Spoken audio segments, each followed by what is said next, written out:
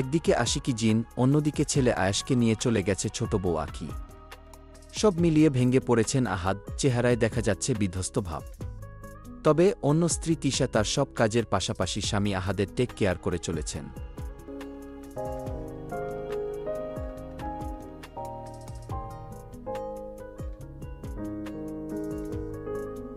নিজের হাতে স্বামীকে ভাত খাইয়ে দিচ্ছেন তিশা, পাশাপাশি সংসারের অন্য আরও কাজ তো আছেই।